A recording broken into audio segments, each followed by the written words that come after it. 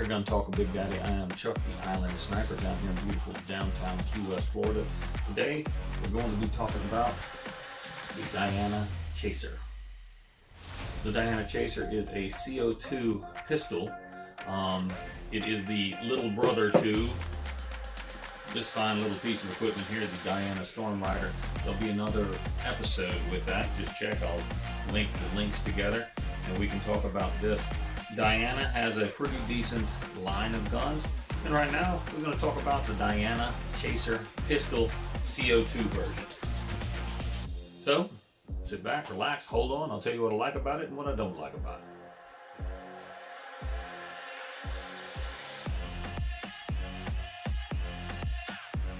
So here you go, this is the Diana Chaser. First thoughts about it, the minute I picked it up, I noticed that it does not fit my hand. This gun is built for, well, it's definitely not built for somebody with big ass hands, that's for sure. It has the ability to fit a kid's hand, and when I say kid, I mean 12-year-old. At that point, that little hand, or a girl's gun, this will actually wrap around and you can fit it in the hand and it'll wrap around like a target pistol.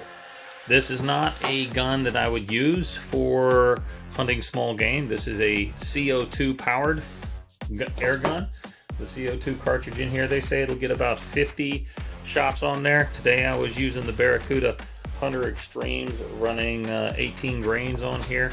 It had accuracy from 3, 7, 10 yards. At 15 yards started getting a little bit wonky. Past 15 wouldn't really count on it. And again, we're looking at 50-cent piece size targets, trying to put it on there. Since it doesn't have a rear sight on this, what we did is a lot of people in the air gun world, especially people that are plinking, are going to the red dots. This red dot is that TWOD red dot. It's a little red dot that won't break the bank. It has a green and a red setting on it, so you can either use the green or you can use the red setting, and it works.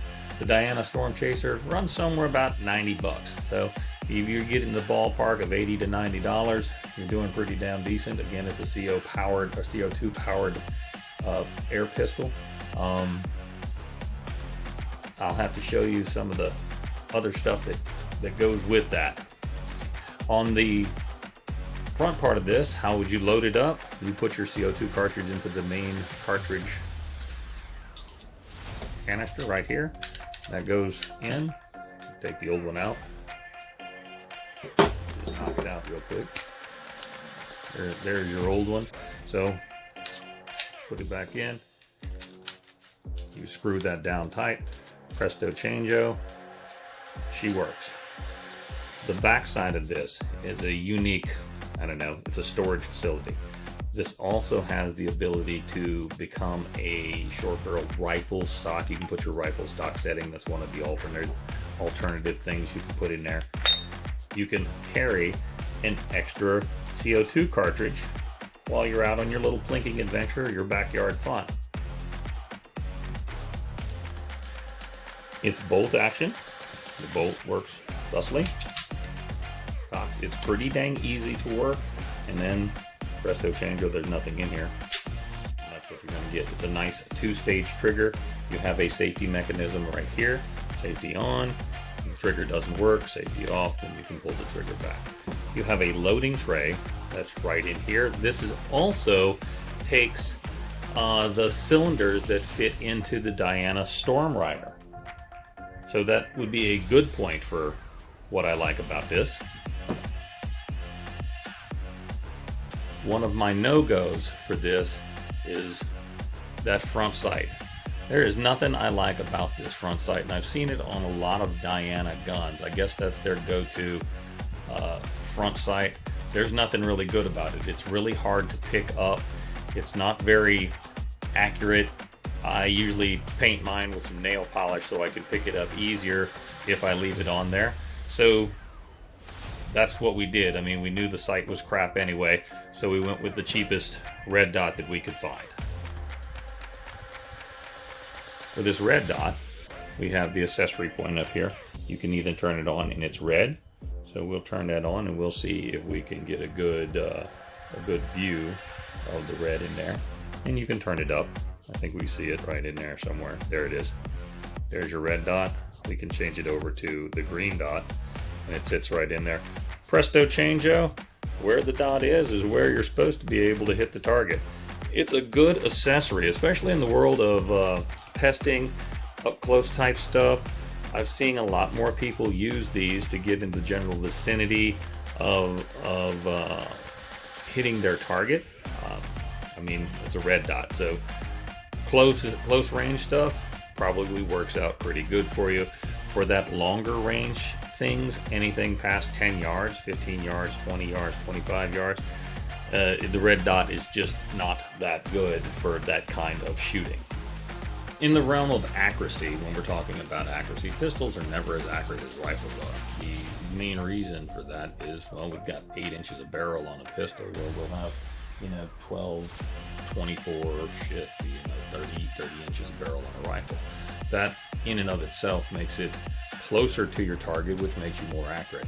Again, the second part of this will go back to that big wonky front sight on here. It's just a big black hunk of something that you lose when you're trying to find your sight picture. It blends right into the barrel. Everything is black on this thing, so it's hard for your eye to pick it up.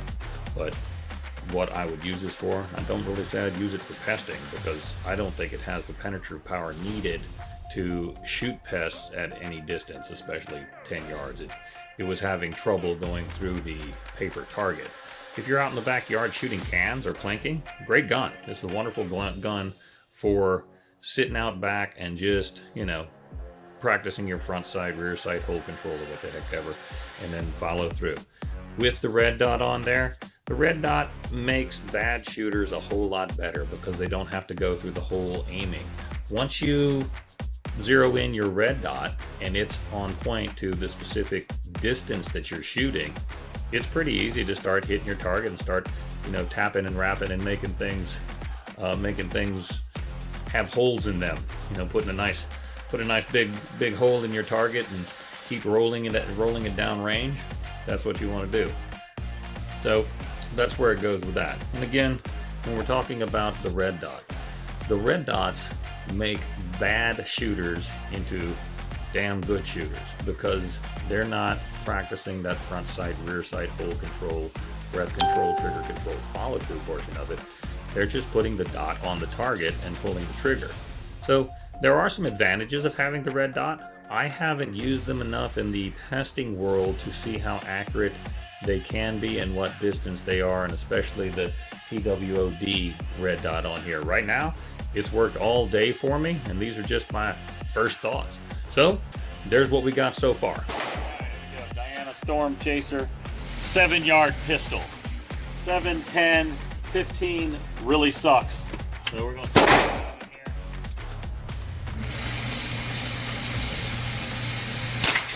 Using the red dot. Got a CO2 cartridge push in there. And that's the punch through that I would use for hunting. But does it work? And that's going to be what's known as a plinker, a plinking gun.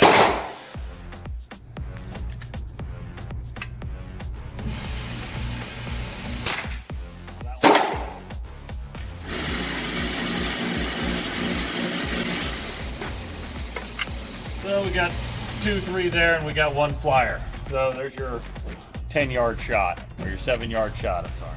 All right, little air gunning with Big Daddy. This is the Diana Chaser. This is going to be your pistol version of what I guess would be the Diana Storm Rider. We got our little CO2 cartridges that go into the bottom of the handle, and you have the bottom of the handle will be the storage facility for it.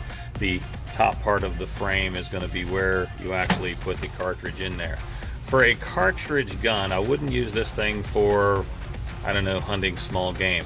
I've noticed that it doesn't have the power to basically punch through one of our little targets. I'm not getting a good consistent power. I'm shooting shots on here. I've probably put about 15 or 20 rounds through it at different yards, 3, 7, 10, it's most effective at 15 yards. You can see it start flying off that 50-cent piece size circuit right up here in the middle of that 50-cent piece size circle up in the middle. The things I'm not enjoying is how this handle fits or does not fit your hand. So for me, this would be a no-go in my general neck of the woods. On all of Diana's guns, they have that crappy front sight there. You just can't pick it up. So what we did with this one, we put a red dot on the front of it and zeroed in the red dot. And we zeroed it in for about 7 yards. That seems to be the maximum effective distance for this, with really good consistent accuracy, 7 to 10. And then as the cartridge goes down, obviously it gets worse.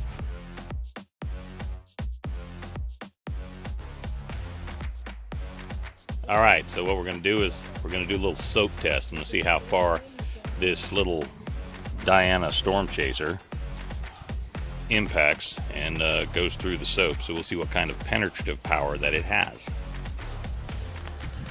Go. All right, here we go. Diana Storm Chaser. We're going to see what kind of penetration we can get on 4 bars of soap with a 22 caliber 18 grain pellet, or if we can even hit the damn thing with this at 21 feet.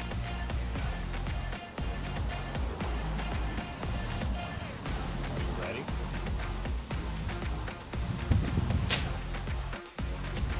Quick question. Oh, well, we did it.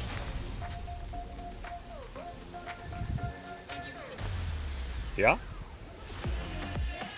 So, let's see how far it went.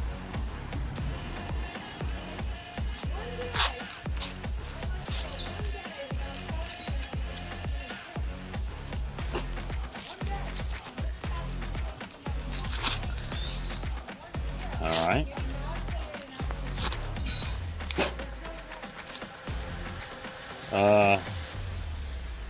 It's somewhere in the first bar of soap.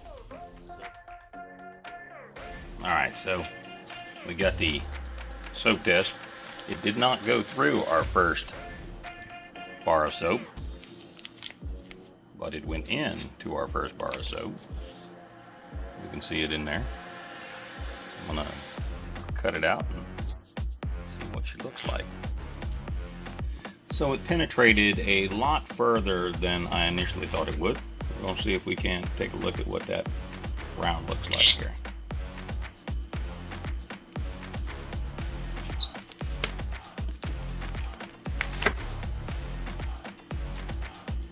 And it didn't go too far. There's your round.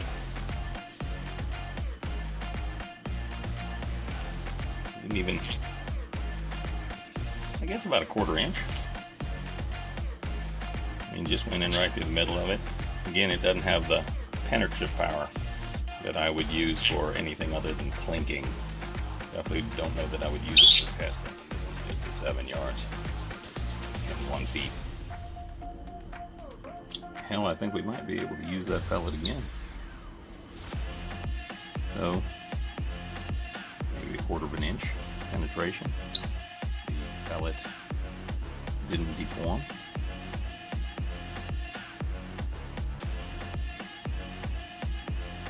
A little bit. There you go. There's your penetration test. Boys and girls, those are my thoughts on the Diana Chaser. I would say all around, I don't like the handle. We've already discussed that. I don't like the front sight on it. We've discussed that. Putting on the TWOD aim point or red dot, green dot on the front of it was a definite improvement. Do like the bolt action. I do like the single serving tray, and I do like its ability to actually hold more rounds. I don't like the lack of penetrative power, but it's not what it's made for. This is definitely a plinking pistol, something for the kids, backyard fun, knocking cans off a 2x4, or making your little spinner target spin. That's what I would use this for. Definitely not something that you're going to go out and do some testing with or small game hunting. I just don't see it having the power to humanely do something like that. So, if you have any questions, cares, or concerns, put them in the comments. I want to thank you for listening to the Island Air Gunner, the Sniper. My name is Chuck Big Daddy Meyer. Thank you for watching. I'll see you guys and girls on the other side.